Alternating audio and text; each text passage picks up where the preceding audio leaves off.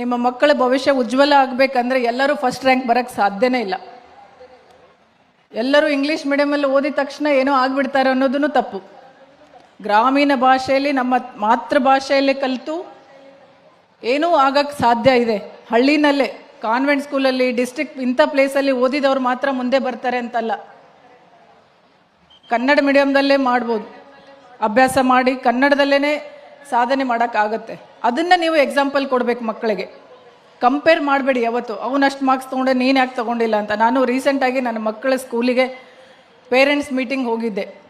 Usually ಹೋಗೋದಿಲ್ಲ ನಾನು, but ನನ್ನ ಮಗಳು ಈ ಸಲ ನೀನು ಬರಲೇಬೇಕು ಅಂತ. ಸೊ ನಾನು ಆಫೀಸ್ ಅವರ್ಸ್ ಸ್ವಲ್ಪ ಟೈಮ್ ಮಾಡ್ಕೊಂಡು ಹೋಗಿದ್ದೆ. ಅಲ್ಲಿ ಪೇರೆಂಟ್ಸು ಟೀಚರ್ಸಿಗೆ ಕೇಳುವಂಥ ಪ್ರಶ್ನೆಗಳನ್ನು ಕೇಳಿ ನನಗೆ ನಿಜವಾಗ್ಲೂ ಭಯ ಆಗಿಬಿಡ್ತು.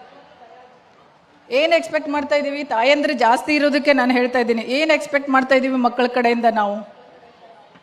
ಬರೀ ರ್ಯಾಂಕಾ ಅಥವಾ ಸಂಸ್ಕಾರನ? ಕಲೀಲಿ ಮಕ್ಕಳು. ಎಲ್ಲರೂ ಒಂದೇ ಥರ ಇರಲ್ಲ. ಹುಟ್ಟುತ್ತಾ ಯಾವುದು ದಡ್ಡನೂ ಅಲ್ಲ, ಬುದ್ಧಿವಂತನೂ ಅಲ್ಲ.